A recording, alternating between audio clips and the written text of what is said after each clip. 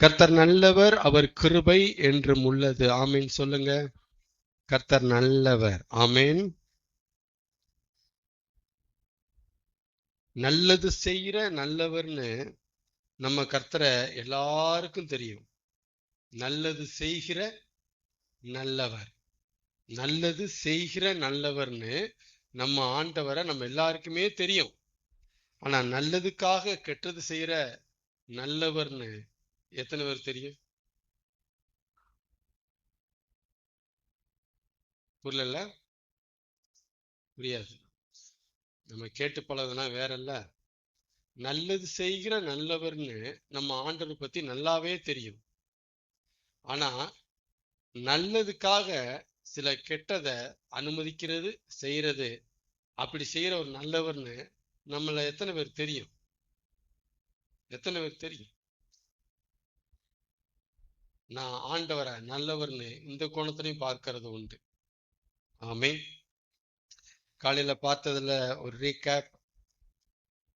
அஞ்ஞானிகளை போல ஜெபத்துல வீண் வார்த்தைகளை நாம அளப்பக்கூடாது அப்படின்னு இயேசு கிறிஸ்து மத்தேயு 6ஆம் அதிகாரத்துல பேசி இருக்கிறார்.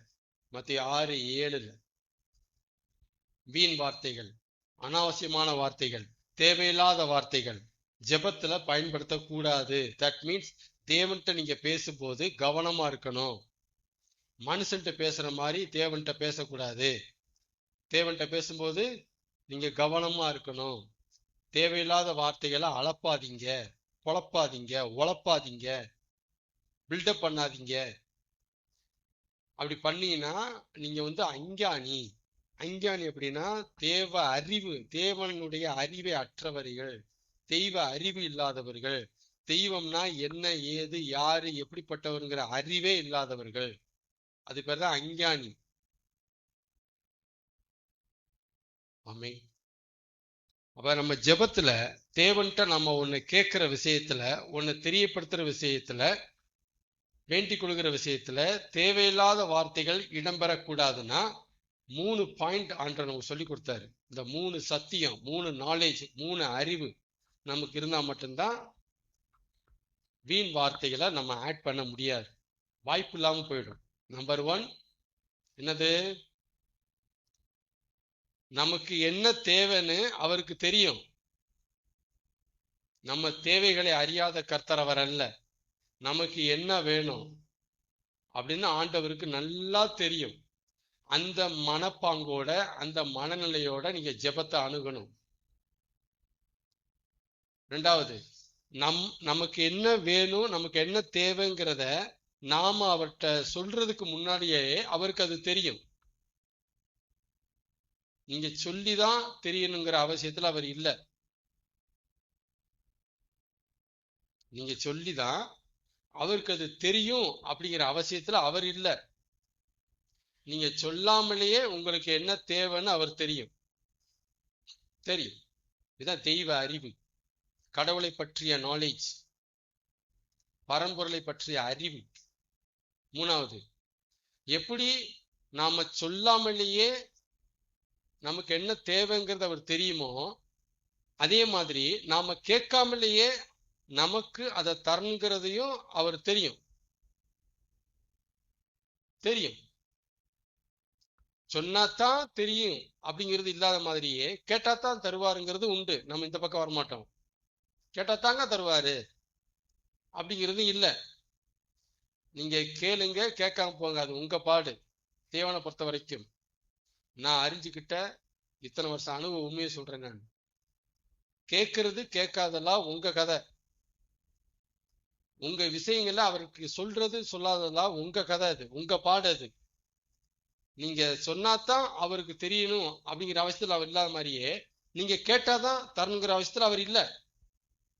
அவர் அவ்வளவு உயர்ந்தவர், தண்ணீர் அற்றவர். இதை புரிஞ்சுக்கணும். இந்த 3 புரிஞ்சுக்கிட்டீங்கன்னா வேண்டிக் கொள்கிற அந்த காரியத்துல அனாவசியமான வார்த்தைகள் வராது, பில்டப் வராது, டீட்டெயில்ஸா பேச மாட்டீங்க. உங்களுடைய வார்த்தைகள் சுருக்கமா இருக்கும். 3மே ஸ்ட்ராங் நாலேஜ் இருக்கணும். என்ன சொன்னேன்? நமக்கு என்ன தேவைங்கிறது அவர் தெரியுங்க. இந்த அறிவு நமக்கு முதல்ல வரணும். நமக்கு விடிஞ்சிருச்சா, இன்னைக்கு நம்ம என்ன வேணும், நமக்கு என்ன தேவைப்படும், அது அவர் தெரியும். இந்த விசுவாசத்துக்கு உள்ள வரணும் நம்ம, அவருக்கு தெரியும். ரெண்டாவது, என்னுடைய தேவைகளை சொன்னாதான் அவருக்கு தெரியுங்கிறது இல்லை, சொல்லாமலே தெரியும். நம்பர் 2. நம்பர் 3, அது எப்படியோ இதே மாதிரி நான் கேட்டாதான் தருவாருங்கிறதுல அந்த அவசியத்துல அவர் இல்ல, கேட்காட்டினாலும் தருவாருங்க. அதாங்க படைச்சவருடைய கடமை. கேட்காட்டினாலும் தருவாருங்க. நீங்க கேட்கறது கேட்காம போறதெல்லாம் உங்க தலையெழுத்து, உங்க பாடு. நீ கேளுங்க, கேட்காம போங்க. கேட்காம இருக்க முடிஞ்சா கேட்காம இருங்க, கேட்காம இருக்க முடியல கதருங்க, கூப்பாடுங்க. அது உங்க கதை. உங்க கதையை வச்சுக்கிட்டு அவர் இழுக்க கூடாது. நம்மளால பொறுக்க முடியலங்கிறதுக்காக கேட்டதும் தருவார் சொல்றதெல்லாம் உங்க பிரச்சனை. அது அவர் பிரச்சனை இல்லவே இல்லை. அவர் தருவார். ஸ்ட்ராங்கா இருக்கணும், அவர் தருவார். கேட்காட்டினாலும் தருவார். கேட்கறது கேட்காம போறது உங்க விஷயம், அது உங்க சம்பந்தப்பட்டது.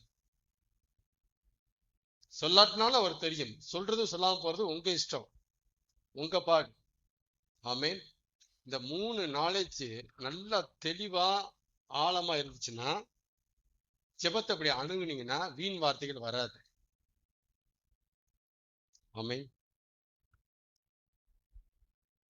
கர்த்தர் நல்லவர். சர்ச்சுக்கு போயிட்டு சும்மா சும்மா வரீங்களே, பாஸ்ட் என்ன நினைப்பாரு? அவர் கையில ஒரு காணிக்கை கொடுத்தா தானே நமக்கு ஒரு மரியாதை. நாளைக்கு அப்புறம் அவசரத்துக்கு கூப்பிட்டா எப்படி வருவாராம் ஜெபத்துக்கு? பதிவு செய்யுது இதெல்லாம். ஜெபத்துக்கு அவசரத்துக்கு கூப்பிட்டா எப்படி வருவாரு? நாளைக்கு நம்ம ஒரு காரியம் தேவைப்படுது, எப்படி வருவாரு? வீட்டுக்குள்ள நடத்தணும், எப்படி வருவாரு? நம்மளே ஒரு ஆஸ்பத்திரி கொண்டு போனோம், எப்படி வண்டி திட்டு வருவாரு? நமக்கு எப்படி ஹெல்ப் பண்ணுவாரு? போய் அவர் முகத்தை பார்த்து சிரிச்சுட்டு கையில ஒரு காணிக்கை கொடுக்கணுங்க. காணிக்கை கொடுத்தா தாங்க பாஸ்டருடைய சப்போர்ட், பாஸ்டருடைய ஹெல்ப் நமக்கு கிடைக்கும். நம்ம போயிட்டு அப்படியே கையை வச்சுட்டு வெறுங்கையா வருவோம், எப்படி பாஸ்டர் ஹெல்ப் பண்ணுவாரு? சரிதான் நான் சொல்றது. எப்படி? லாஜிக்கா திங்க் பண்ணுங்க. நம்ம போய் ஏதாவது கொடுத்தாதானுங்க மெம்பர்ஸ் ஆயிருக்கணும், உறுப்பினர் ஆயிருக்கணும், காணிக்கை கொடுத்துருக்கணும், வாரம் போய் காணிக்கை கொடுக்கணும், மாசம் தசமாவை கொடுக்கணும். இப்ப நீ கொடுத்தாதானுங்க அவர் உங்க வீட்டுக்கு உங்க குடும்பத்துக்கு ஒரு பிள்ளை கல்யாணமா வந்து முடிச்சு வைப்பாருங்க. செத்துட்டீங்களா அடக்கம் பண்ணி போடுவாருங்க, ஏதாவது செய்வாருங்க. நீங்க ஒண்ணுமே செய்யாம அப்படியே போய் கை தட்டிட்டு அப்படியே வந்துட்டீங்கன்னா பாஸ்டர் என்ன செய்வாரு? கொஞ்சம் அப்படி பாருங்க, எல்லாம் யோசிச்சு பாருங்க. பின்னாடி உங்களுக்கு தேவைப்பட மாட்டாரா அவரு? இன்னைக்கு வேணா தேவைப்படாம இருக்கலாம், பின்னாடி உங்களுக்கு தேவைப்பட மாட்டாரா?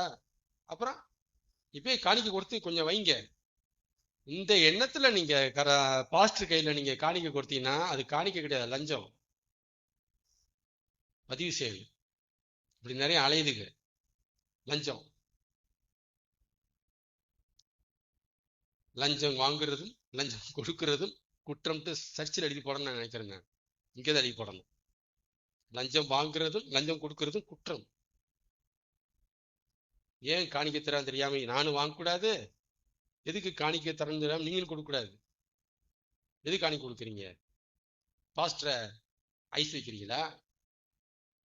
ஹெல்ப்புக்கு எடுக்கிறீங்களா? சப்போர்ட்டுக்கு எடுக்கிறீங்களா? அதுக்கா காணிக்க?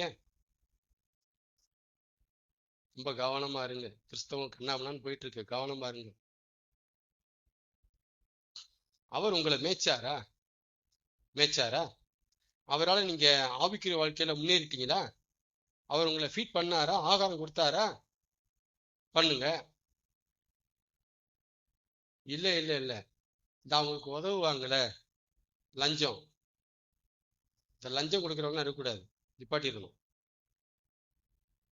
நீங்க லஞ்சம் கொடுக்கதானே லஞ்சம் வாங்குறாங்க, நீங்க ஏன் கொடுக்குறீங்க போய்? ஆமேனா? அதனால நாங்க காணிக்கை கொடுத்தது பாஸ்டர், காணிக்கை நீங்க கொடுக்கற பாஸ்டர், சிஸ்டர் நீங்க கொடுத்தது லஞ்சம். கவனமா இருங்க சிஸ்டர். லஞ்சத்தை கொடுத்து போட்டு இப்ப அதுக்கு மேல கவர்ல காணிக்கைங்கிறாங்க. இது எப்படி? கவர்ல காணிக்கை, உள்ள இருக்கிற லஞ்சம். ஆமேன். சபையில லஞ்சம் வந்திருக்கு, கவனமா இருக்கணும். சபையில இருக்கு, கவனமா இருக்கணும். காணிக்க அவ்வளவு புனிதமானது, கவனமா கையாளணும். ஆண்டவர் சொல்றாரு, நீங்க கொடுக்கிற காணிக்க எனக்கு அருவருப்பா இருக்கு சொல்றாரு. அவர் தான், நீங்க கொடுக்கிற பலி எனக்கு அரோசிக்கிறேன், எனக்கு பிடிக்கவே இல்லைங்கிறார். என்னடா காணிக்க பண்றீங்க, காணிக்க லஞ்சம் கொடுத்துட்டு இருக்கீங்க, சத்தம் போடுறாரு. போய் படிச்சு பாருங்க, தீர்க்கதரிசி புத்தகத்தை எடுத்து படிச்சு பாருங்க. கத்துறாரு மல்கியால, ரோசிக்குது, உள்ளம் வெறுக்குது. சங்கீதம் 50 வெறுக்குது. ஐயோ, இவங்க ஆட்டுக்கடாவின் இனத்தின் புகையை நான் பண்ண மாட்டேன், தூக்குங்க அப்படிங்கிறாரு. பிடிக்கலங்கிறாரு. ஏன்னா அநியாயம். காணிக்கைங்க பேர்லாம் அநியாயம் பண்ணிட்டு இருக்கீங்க நீங்க. ஆமென். புரியுதுங்களா? என்னது, நீங்க கொடுக்கறது காணிக்கையா லஞ்சமான்ட்டு பகுத்தறிங்க, பகுத்தறிங்க. ஆண்டவர்கிட்ட போகாது, காணிக்க கொடுத்தாதான் போகும் ஆண்டவர்கிட்ட. லஞ்சம் கொடுத்தா ஆண்டவர்கிட்ட போகாது. ஆமென். கர்த்தர் நல்லவர். சரி, ஒரு சின்ன டாபிக் பேசி முடிப்போம். இயேசு கிறிஸ்துவின் வருகையை குறித்து மனுஷகுமாரனாகிய இயேசு கிறிஸ்து நம்மகிட்ட நிறைய விஷயம் பேசினாலும் ஒரு விஷயத்த சொல்லியிருக்கிறாரு. மனுஷகுமாரன் வருகிற அந்த நாளையாவது அந்த நாளிகையாவது பிதா ஒருவர் தவிர வேறுவனும் அறியான், பரலோகத்தில் இருக்கிற தூதர்களும் அறியார்கள், ஈவன் வரப்போகிற எனக்கே அது தெரியாது, மனுஷகுமாரனும் அதை அறியார். மார்க்ல பேசியிருக்கிறார். யார் அறியார்?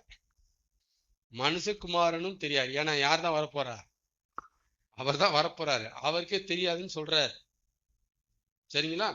அப்ப வருகை குறித்து ஆண்டவர் நிறைய பேசுற போது இந்த ஒரு விஷயத்தை அழகா மென்ஷன் பண்ணியிருக்கிறாரு, தெளிவா பதிவு செஞ்சிருக்கிறாரு. பரலோகத்தில் இருக்கிற பிதா தவிர ஒருவனும் அறியான், ஈவன் மிகாவேல் கூட தெரியாது. அந்த டைம், அந்த வீக், அந்த மந்த், அந்த இயர், அந்த டே தெரியாது. அதான் இயேசு சொல்லி சொல்லி காட்டுவாரு, திருடன் வருகிற விதமாய் வருவேன். தெளிவா பேசுறாரு. திருடன் வருகிற விதமாய் வருவேன். திருடன் டேட் சொல்லிட்டா வருவான், தேதி சொல்லிட்டா வருவான், மாசம் சொல்லிட்டா வருவான். அவர் திருடனா வரமாட்டாரு, திருடன் வருகிற விதமாய் வருவார், வருகிற விதமாய் வருவார். இவ்வளவு தெளிவா இருக்கும்போது நம்ம ஆட்கள் பண்ற பில்டப்பு இவ்வளவு மோசமா போய் தெளிவாவே பேசுறாரு. திருடன் வருகிற விதமாய் வருவேங்கிறாரு. அப்ப என்ன அர்த்தம்? இங்க திருடன் வருகிற விதமாய் வருவார். திருடன் வருகிற விதம்னா எப்படி இருக்கும்? அவன் எப்ப வருவான்னு எவனுக்குமே தெரியாது. எப்ப வருவான்னு எவனுக்குமே தெரியாத மாதிரியே நான் எப்ப வருவேன்னு யாருக்குமே தெரியாது, யாருக்குமே தெரியாது. இப்படி தெளிவாவே பேசியிருக்கிறார். அப்ப திரும்ப திரும்ப ஆண்டவர் நம்ம தொழுவத்துல பேசுகிற விஷயம், அவர் எப்ப வருவார்னு யாருக்குமே தெரியாது. சொல்லுங்க. இப்ப வருவார்ன்ட்டு சொன்னாங்கன்னா தயவு செய்து நம்பாதீங்க. இன்னொன்னு சொல்றேன், பிதாக்கு மட்டுமே தெரிஞ்ச விஷயம், காபிரியலுக்கும் மிகாவேலுக்கும் தெரியாத விஷயம், வருகிற அவருக்கே தெரியாத விஷயத்த பிதாவானவர் எந்த மனுஷனுக்கும் வெளிப்படுத்தவும் மாட்டார். ஆண்டவர் இதை எனக்கு தனிப்பட்ட முறையிலே வெளிப்படுத்தினார். நம்பாதீங்க. நம்பர் 1 டூப்பு. நம்பாதீங்க. நிறைய பேசி வருவாங்க, நம்பாதீங்க. இந்த ஒரு விஷயத்த நம்பவே நம்பாதீங்க. திருடன் வருகிற விதமாய் வருவார். இத பவுலும் எழுதுறாரு. சரி, அங்க என்ன சொல்றாருன்னா அந்த வசனத்துல, அந்த நாளையாவது அந்த நாளிகையாவது. நாளிகைன்னா என்னது? நாளிகை, நிமிஷம், வினாடி, செகண்ட்ஸ். நாளிகை, நிமிஷம். அப்ப அந்த நிமிஷத்தையும் அந்த நாளையும் பிதாதான் அறிஞ்சிருக்கிறாராம். சரிங்களா? இப்ப யாருக்குமே தெரியாதுங்கிறது கன்ஃபார்மா? சரி. அப்ப இந்த நாளில் வருவார் இயேசு கிறிஸ்து அப்படின்னு ஒருத்தர் சொன்னாங்கன்னா, அப்ப எழுதி வைங்க, அந்த நாள்ல வரமாட்டார். நல்லா ஸ்ட்ராங்கா புரிஞ்சுக்குங்க. இந்த வருஷத்துல வருவான்ட்டு ஒருத்தர் சொல்லிட்டாருன்னா ஸ்ட்ராங்கா நம்புங்க, அந்த வருஷத்துல வரமாட்டார். இந்த மாசத்துல வருவார்னு ஒருத்தர் சொல்லிட்டாங்கன்னா ஸ்ட்ராங்கா நம்புங்க, அந்த மாசத்துல வரமாட்டார். இந்த நாள்ல வருவார் ஒருத்தர் சொல்லிட்டாருன்னா ஸ்ட்ராங்கா நம்பலாம், அந்த நாள்ல வரவே மாட்டார். ஏன்னா அவர் என்ன சொன்னாரு? நீங்கள் வருவார் என்று நினைக்காத நாள்ல நான் வருவேன். நீங்க தான் இப்ப வருவார் நினைச்சிட்டீங்களே. நீங்கள் வருவார், நான் வருவேன் என்று நீங்கள் நினைக்காத நாள்ல நாளிகையில நான் வருவேன் அப்படி சொல்லிட்டு போயிருந்தா, இப்ப நீங்க தான் நினைச்சிட்டீங்களே செப்டம்பர் 23 24 அதான் டேட் சொல்லிட்டீங்களே, அப்புறம் எப்படி வருவாரு? வரமாட்டாரு. நீங்க நினைச்சிட்டீங்களே. நீங்க நினைக்காத நாளா தான் இருக்கணும். நீங்க நினைச்ச நாள்ல வரவே மாட்டார். ஸ்ட்ராங்கா நம்புங்க. இந்த வருஷம் வருஷம் நான் பேச வேண்டியிருக்கு. வருஷம் வருஷம் அவங்க பேசிடுறாங்களா, நானும் பேச வேண்டியிருக்கு. வரவே மாட்டார். இந்த மாசத்துல ஒருத்தர் வருவார்னு சொல்லிட்டீங்கன்னா நீ நினைச்சிட்டீங்கல்ல. எப்ப அவர் வருவார்ட்டு யாருமே நினைக்காம நம்ம பாட்டுக்கு வேலை ஓடுதோ அப்ப வருவார். வருவார், கண்டிப்பா வருவார். அது இப்பதான் திருடன் வருகிற விதம். வருவார். அவங்க வேலையை பாருங்க, வருவார். நீங்க நாளை குறித்து சொல்லிட்டீங்கன்னா வீம்புக்குன்னு அந்த நாள்ல வரமாட்டார். ஒரு நாள் முன்னாடியாவது வந்துருவாரு, ஒரு நாள் பின்னாடியே வருவாரு. நீங்க சொன்ன நல்லா வரமாட்டார். ஒரு வருஷம் முந்தியா வருவாரு, ஒரு வருஷம் பிந்தியா வருவாரு. ஆனா வருவான்னு குறிச்சு சொன்ன அந்த வருஷத்துல வரவே மாட்டார். வசனம் தெளிவா இருக்கு, வரவே மாட்டார். நீங்க நினைச்ச நாள்ல, நினைச்ச தேதியில, நினைச்ச நிமிஷத்துல, நினைச்ச பகல்ல, நினைச்ச இரவுல, நினைச்ச மாசத்துல, நினைச்ச வருஷத்துல, நினைச்ச வாரத்துல அவர் வரமாட்டார். நான் தெளிவா அதுல இருக்கிறேன், அதான் உங்கள்ட்ட ஷேர் பண்றேன். வரவே மாட்டார். நான் புரிஞ்சுக்குவேன். சொல்லிட்டாங்களா, அந்த தேதியை குறிச்சு வச்சு கண்டிப்பா வரமாட்டான்னு சொல்லுவேன். என்ன சொல்லிட்டு போயிட்டாரு. நீங்க நினையாத நாள்ல வருவேன்னு சொன்னா அப்ப நினைக்கிற நாள்ல வரமாட்டேன்னு அர்த்தம். நீங்க நினையாத நாளிகையில வருவேன்னு சொன்னா அப்ப நினைக்கிற நாளிகையில வரமாட்டேன்னு அர்த்தம். இப்ப வசனம் பொய்யா போயிடும், ஏசு சொன்னது பொய்யா போயிடும். ஆமேண்ணா? சந்தேகம் இருக்கா? சரிங்களா? நாம நினைச்ச நாள்ல வரமாட்டார். நீங்க யூகிக்கலாம், இதை பண்ணிக்கலாம், அடையாளங்களை வச்சு நீங்க எல்லாமே பேசிக்கலாம். பட் பர்டிகுலரா உங்களால சொல்லவே முடியாது. சொல்லவே முடியாது. வருகைக்கான அடையாளங்களை நீங்க புரிஞ்சுக்கலாம். ஆனா இந்த வருஷம், இந்த மாசம், இந்த தேதி நீங்க சொல்லவே முடியாது. சொல்லிட்டீங்கன்னா அதுல வரவே மாட்டார் அவர். ஆமே. தெளிவா இருக்கிறோமா? அதுல தெளிவா இருக்கிறோமா? அதனால வந்துருவாரோ, சொல்லிட்டாங்களோ, கணக்கு போட்டு சொல்றாங்க, நம்பாதீங்க. நம்பவே நம்பாதீங்க. அடுத்த வருஷமும் கிளம்புவார்கள். இது ஒரு மாறாத தீர்க்க தரிசனம். அடுத்த வருஷமும் எழும்புவார்கள். யார் எழும்பினாலும் கவலைப்படாம இருங்க. டேட் சொல்லிட்டான்னு டேட்ல வரமாட்டாங்க. ஏசு வரமாட்டார். அந்த தேதியை விட்டுட்டு மறு தேதியில வரலாம், இந்த தேதியில வரலாம், அந்த தேதியில வரமாட்டார். நம்ம நினைச்சிருக்க கூடாது. உலகத்துல இருக்கிற எந்த ஒரு விசுவாசியும் இந்த தேதின்னு நினைச்சிருக்கவே கூடாது. அந்த தேதியில வரமாட்டார். ஏன்னா நீங்க நினைக்காத நாள்ல தான் வரேன்ட்டு இருக்கிறார். நினைக்காத நாள்னாலே அது வருஷம் அடங்கியிருக்கு, மாசம் அடங்கியிருக்கு. வருஷம் வருஷம் பேசட்டும். அதான் வருஷம் வருஷம் பேசட்டும். ஆமா, அது அங்கிருந்து ஆரம்பிச்சுதான் இருக்கு. 2000க்கு முன்னாடியே ஆரம்பிச்சிருக்கிறாங்க வர சொல்லி. இன்னும் சொல்ல போனா பவுல் தன்னுடைய காலத்திலே எதிர்பார்த்தாரு. இன்னும் ரொம்ப இன்னும் தன்னுடைய காலத்திலே பவுல் இயேசு வந்துருவாருன்ட்டு நிறுவ இருக்கிறாரு. இயேசு வந்துருவாரு அப்படின்னு எழுதியிருக்கிறாரு. வரல, வரல. ஆனா ஒரு வருஷம் வரும். என்ன வருஷம் வரும்? ஒரு வருஷம் வரும். நான் சொல்றது எழுதி வைங்க. அந்த வருஷத்துல ஒரு ஊழியனுடைய வாயில இருந்தும் ஒரு விசுவாசி வாயில இருந்தும் வரியை குறித்து இப்ப வருவார் யாருமே பேச மாட்டாங்க. அந்த நாள்ல வருவார். அந்த வருஷம் தலைவர் வருவார். கரெக்டா வருவார். யாருமே வாய் திறக்க மாட்டாங்க. அவ்வளவு பிஸியா வேற வேலை பார்ப்பாங்க. வேற எதை பேசிட்டு இருப்பாங்க. பிஸி ஷெட்யூல்ல இருப்பாங்க. ஜீசஸ் வருவார். வருவார். வருவார் நம்பி பிரசங்கிக்கிற எந்த வருஷத்துல வரமாட்டாரு. அதையெல்லாம் மறந்து மற்ற காரியங்களை பேசும்போது நோவா காலம் மாதிரி இருக்கும்போது வருவார். அவன் தன் வேலையை பார்ப்பான்.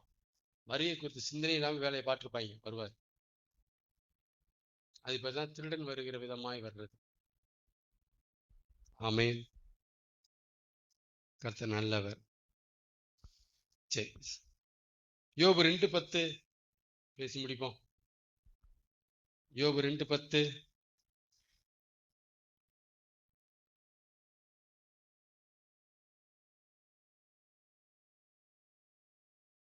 ஒன்பது என்ன பேசுது? 9.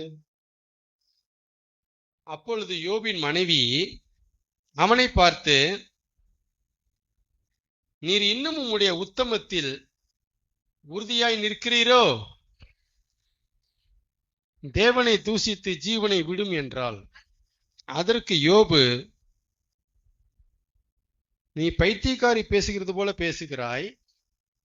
தேவன் கையிலே நன்மையை பெற்ற நாம் தீமையையும் பெற வேண்டாமோ என்றான். இவைகள் எல்லாவற்றிலும் யோபு தன் உதடுகளினால் பாவம் செய்யவில்லை. நல்லா கவனிங்க. என்ன கவனிங்க பார்ப்போம். இப்ப இருக்கிற விசுவாசிகளுக்கும் அப்ப இருந்த யோபுக்கும் நிறைய வித்தியாசம் இருக்கு. மறுபடியும் சொல்றேன். இப்ப இருக்கிற விசுவாசிகளுக்கும் அப்ப இருந்த விசுவாசியான யோபுக்கும் நிறைய வித்தியாசம் இருக்கு. அப்ப இருந்த யோபு கர்த்தருடைய கரத்துல இருந்து நன்மையை மட்டும் இல்ல தீமையையும் பெற ரெடியா இருந்தார்.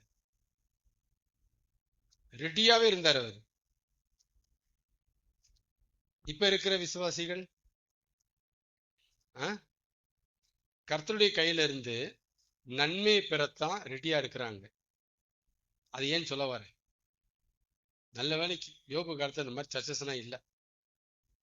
யோபையே மாத்தி போடுவாங்க நம்ம ஆட்கள். நல்ல வேலைக்கு தேவனுடைய கையில தீமையை பெற ரெடியா இருந்தாரு. அதனாலதான் பிசாசால யோபை ஜெயிக்க முடியல. Strong point. நிறைய பாயிண்ட் சொன்னாலும் இது ரொம்ப ஹைலைட்டான பாயிண்ட். ஏன் யோபை பிசாசால ஜெயிக்க முடியலன்னா அவன் தேவனுடைய கையில இருந்து தீமையை பெறவும் ரெடியா இருக்கிறான். ஆனா யோபுடைய சவால் என்னன்னா, நீங்க தீமையை கொடுத்து பாருங்க, நன்மை தானே கொடுத்துட்டே உட்காந்துட்டு இருக்கீங்க, தீமையை கொடுங்க யோபுக்கு, அப்ப பாருங்க உங்களை தூக்கிடுவான், தூக்கி எறிஞ்சு பேசுவான்னு சொன்னான். இவன் தான் தீமையை வாங்க ரெடியா இருக்கிறானே, என்னதை போய் கர்த்தரை தூக்கி பேசுறது? அவன் ஜெயிச்சிட்டான்ல, ஜெயிச்சிட்டான். அப்ப தேவனுடைய கையில இருந்து தீமையை வாங்கவும் தீமையை பெறவும் யோபு ரெடியா இருந்தான். நம்பர் 1. நம்பர் 2, தேவனுடைய கையில இருந்து தீமையும் வரும். நம்பர் 2. இதுதான் யோபினுடைய விசுவாசம். அவ்வளவுதானே பேச முடியும். அவருடைய கரத்திலிருந்து நன்மை மாத்திரம் இல்ல தீமையும் சில நேரம் வரும். அந்த அறிவு யோபிட்ட இருந்துச்சு. அந்த அறிவு இருந்ததுனாலதான் வாங்க ரெடியா இருக்கிற தலைவா அப்படின்னா. அந்த ரெடி இருந்ததுனாலதான் பிசாசு ஜெயிக்க முடியல. அந்த ரெடி இருந்ததுனாலதான் வாங்கினதுக்கு அப்புறம் கர்த்தர் கொடுத்தார், கர்த்தர் எடுத்தார், கர்த்தருடைய நாமத்துக்கு ஸ்தோத்திரம்னார். ஏன் சொல்ல முடிஞ்சிச்சு? அறிவு. தேவனுடைய கையில இருந்து நன்மை மாத்திரமல்ல தீமையும் வரும். தேவனுடைய கையில இருந்து நன்மை மாத்திரமல்ல தீமையை வாங்க நம்ம ரெடியா இருக்கணும். அதெல்லாம் பயங்கரமான ஃபெய்த் யோபுக்கு. தீமையை வாங்க ரெடியா இருக்கணும். இது எவனா சொன்னான்னா பைத்தியக்காரி நம்ம சொல்லணும், தப்புன்னு சொன்னாங்கன்னா. அதான் பைத்தியக்காரின்னு சொல்லிட்டான். பைத்தியக்காரி பேச என்ன பேசுற நீ? நன்மை வாங்க மட்டும் தான் நம்ம இருக்கோமா? தீமை வாங்க மாட்டோமா? வாங்கக்கூடாதுமா?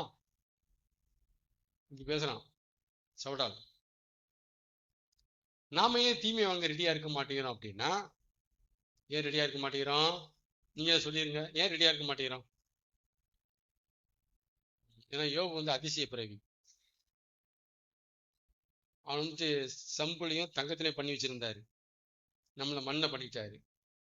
நம்மளால தாங்க முடியாது. அவன் தாங்குவான். அப்ப இருக்க சாப்பாடு பிரதர், என்ன சாப்பாடு போங்க, அவன் தாங்கிட்டான் பிரதர். இப்ப என்ன சாப்பாடு பூரா பாருங்க, ஓரத்துல ஃபுல்லா விஷம்தான் இருக்கு. நம்ம தாங்க முடியுமா பிரதர்? சொல்லுங்க. இப்பயே நம்ம தீமை வாங்க ரெடியா இருக்க மாட்டேன்னு தெரியுமா? நம்முடைய உபதேசம் என்ன தெரியுமா?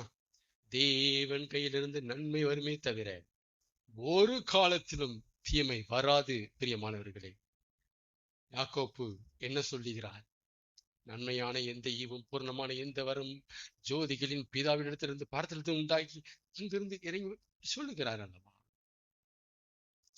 அல்லவா? ஆம் பிரியமானவர்களே, தேவனுடைய கையிலிருந்து நன்மையே வருமே அல்லாமல் தீமை ஒரு காலத்திலிருந்தும் வராது. பிசாசின் கையிலிருந்து தீமையே வருமே அல்லாமல் ஒரு காலத்திலும் அவன் கையிலிருந்து நன்மை வராது. பிரியமானவர்களே, இப்படி பேசிட்டோம்ல, முடிஞ்சு. இப்படிதான் பேசியிருக்கோம். இப்படி பேசினதுனால அந்த பக்கமே போகாது. தீமை அவங்க ரெடியாவே இருக்கும். தீமையா, ஐயோ பிசாசு வந்துட்டான், முடிஞ்சு. நம்ம அப்படி டிஸ் பண்ணி வச்சிருக்கிறோம். வசனம் தெளிவா இருக்கு. கர்த்தருடைய வாயிலிருந்து நன்மையும் தீமையும் புறப்படாதோ, கர்த்தருடைய சொல்லில்லாமல் ஊரிலே தீங்கு உண்டாகும் என்று எவன் சொல்லுவான்? வசனம் இருக்கு.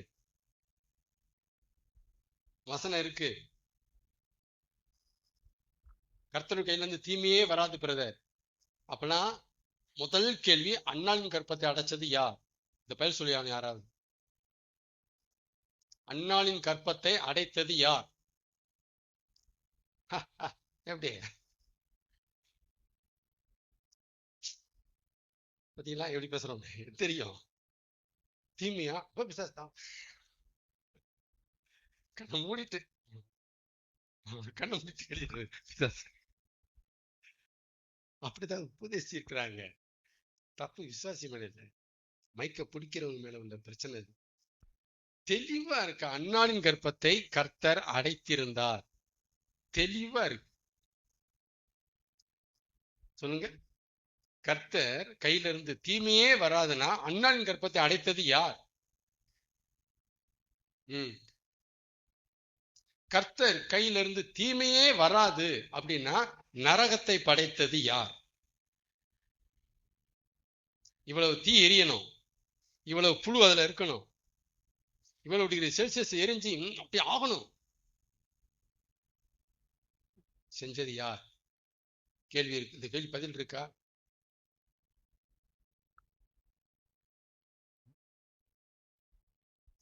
கர்த்தர் கையில இருந்து நன்மை மட்டும்தான் வரும். அதான் நான் சொன்னேன். நான் திரும்ப நல்லது செய்கிற நல்லவர் தான் நீங்க கர்த்தர் அறிஞ்சிருக்கீங்க. நல்லதுக்காக கெட்டது செய்யற கர்த்தர் நான் அறிஞ்சு வச்சிருக்கேன். இதை பொதுவா பார்த்தாலும் உங்களுக்கு என்னன்னே புரியும். அதனால அந்த காலத்துல யோபு தப்பிச்சிட்டாரு. இங்க இப்ப வந்தான்னு வச்சுக்கோங்களேன், முடிஞ்சு. அந்த 3 பேரோட மோசமா இருப்பாங்க. இப்ப 3 சிநேகிதரோட மோசமான ஆளு. அப்படி சொல்லாடா, அவர் கையில இருந்து நன்மை வேண்டாம் வரும். டே தீப வராதுடா, ஐயோ கொன்னே விட்டுருவான். யோபு ஓடியே போயிருப்பாரு. இந்த உலகமே புரிஞ்சுக்க. நம்மளோட உபதேசங்கள்லாம் அப்படி ஆயிட்டதுனால அது என்ன டார்கெட், என்னன்னா அல்டிமேட் என்ன நினைக்கிறாங்கன்னா, கர்த்தரை நல்லவரா மட்டுமே காமிக்கணும். அதனால தீமைங்கிற வேர்டை அவருக்குள்ள கொண்டு வரவே கூடாது. ஒருவேளை பைபிள் இருந்தா கூட அதை தப்பா எழுதிட்டாங்க. ஒருவேளை பைபிள் கேரக்டர்ஸ் அப்படி வாழ்ந்தா கூட அறியாமையா வாழ்ந்துட்டாங்க. இப்படி சொல்லி எப்படியாவது நம்ம கர்த்தரை காப்பாத்திரணும் துடிக்கிறாங்க. யோபு அறிவில்லாமல் பேசிவிட்டார். பேசுறவங்க இருக்கிறாங்க. கர்த்தருடைய கையில இருந்து தீமை வருமா? அறிவில்லாமல் பேசிவிட்டார். தன்னுடைய இந்த நிலைமைக்கு கர்த்தர் காரணம் என்று சொல்லிவிட்டார். 3 சிநேகிதர் சொன்னதுக்கு அப்புறம் யோபுக்கு அறிவு வரவில்லை. பேசுறாங்க. கர்த்தர் காரணம் என்று சொல்லிவிட்டார். நான் நினைக்கிறேன், கர்த்தருடைய அனுமதி இல்லாம, கர்த்தருடைய கையெழுத்து இல்லாம, கர்த்தருடைய ஓகே இல்லாம பிசாசா வந்து யோப நாசம் பண்ணா யார் காரணம்? பிசாசு தான் காரணம். தெளிவு. கர்த்தருடைய சைனே இல்ல. நடந்தது என்னானே அவர் தெரியாது. அவனா வந்து யோபுவை நாசமாக்கிட்டு போயிட்டானா, யோபு நாசமானதுக்கு காரணம் யாரு தான்? பிசாசு தான். தெளிவு. ஆனா சம்பவம் தெளிவா இருக்கு. 1ஆம் அதிகாரம் 2ஆம் அதிகாரம் தெளிவா இருக்கு. யார் ஓகே கொடுத்தா? கர்த்தருடைய கையெழுத்து இல்லாம, கர்த்தருடைய அனுமதி இல்லாம பிசாசு நாசமா யோப நாசமாக்க பிசாசு வரல. இப்ப யார் காரணம்? யார் காரணம்? தெளிவா தானே இருக்கு. இது சொல்றதுக்கு என்ன பயம்? இது சொல்லிட்டா கர்த்தர் கெட்டவரா போயிடுவாரு. எங்க கெட்டவரா போனாரு? மறுபடியும் கெட்டவரா போவாரு? இருக்கிறத பேச தானே வர மாட்டேங்கிறீங்க. என்ன சொல்ல வரேன்னா, யோபு எவ்வளவு தெளிவா இருந்திருக்கிறாருங்கிறத நான் பார்த்து வியக்கிறேன். அந்த காலத்துல தேவனுடைய கையில இருந்து தீமையும் வரும், தேவனுடைய கையில இருந்து தீமை பெற நம்ம ரெடியாவும் இருக்கணும். இப்படிலாம் இருந்தனாலதான் பிசாசை வச்சான் அப்ப யோபு. நீங்க எப்படி பேசிட்டீங்கல்ல, தேவன் கையில தீமை வராது பிரியமானவர்களே. நாம் ஒரு காலம் அப்படி நினைக்கலாகாது. இப்படி சொல்லி கொடுத்ததுனால தீமையை பெற நம்ம ரெடியா இருக்க மாட்டேங்கிறோம். நீங்க தீமையை பெற ரெடியா இருக்கிறீங்களோ இல்லையோ, உங்களுக்கு தீமை வராம போகாது. தீமை வந்தாலும் என்ன செய்வீங்க? பிசாசு உங்களை ஜெயிச்சிருவான். நீங்க போயிட்டே இருக்க வேண்டியதான். எத்தனை விசுவாசிகள் போயிட்டாங்க இந்த விஷயம் தெரியாம. இப்படி நம்புறதுனாலதான் நம்ம கர்த்தர் ரொம்ப நெருங்க வச்சுக்கோங்களேன். பிசாசு தீமை கொடுப்பான், தீமை கொடுப்பான், நம்ம நெருங்க வேண்டாம். அது வந்தோமா ஓரமா உட்காந்தோமா போயிட்டே இருக்கணும். இதையும் சொல்லி வைக்கிறாங்க. இந்த மாதிரி புத்தியெல்லாம் ஏன் வருது அப்படின்னா, தீமைக்கு எஜமான் பிசாசு, நன்மைக்கு எஜமான் கர்த்தர். இரண்டு தெய்வங்கள் சுற்றுகிறார்கள். தீய சக்தி ஒன்று சுற்றி கொண்டிருக்கிறது, நல்ல சக்தி சுற்றி கொண்டிருக்கிறது. ரெண்டு சக்தியும் அப்பப்ப போட்டி போட்டு சண்டை போட்டு கொண்டிருக்கிறது. இது வெற்றி நன்மை சக்திக்கே. படம், சினிமா படம் மாதிரி காமிக்கிறாங்க. ரெண்டு சக்தி இருக்கிறது. எது முந்தின சக்தி என்று எவனுக்கும் தெரியாது. ஏதோ சக்தி வந்து விட்டது. இந்த தீய சக்தி நல்ல சக்தியோடு போராடி கொண்டிருக்கிறது. அந்த நல்ல சக்தி தீய சக்தியோடு போராடி கொண்டிருக்கிறது. கடைசியில் வெளிப்பது விஷயத்தை நாம் காண்கிறோம் பிரியமானவர்களே, நல்ல சக்தி ஜெயித்து விடுகிறது. அதனால ரெண்டு சக்தியெல்லாம் இங்க சுத்திட்டு அலையல. ஒரு சக்தி தான் இங்க இருக்கு. பைபிள் வந்து ஒரு சக்தியை பேசுது. நம்ம ஆளுக்கு ரெண்டு சக்தியை பிடிச்சிட்டாங்க. அதை வில்லனுக்கு ஒரு சக்தி, ஹீரோக்கு ஒரு சக்தி. ஆமா, வில்லன் வந்து மனுஷனை வந்து டிஸ்டர்ப் பண்ணிட்டு போயிடுவாராம், ஹீரோ வந்து சரி பண்ணுவாராம். இப்படி ஆக்கி விட்டாங்க. நிறைய பேசணும். இந்த மாதிரி தப்பு தப்பா இருக்கு. மிஸ் அண்டர்ஸ்டாண்டிங் நிறையா. அதான் சொல்றேன், கடவுளை பார்க்க வேண்டிய பிரகாரமா பார்க்க விட்டுட்டோம்.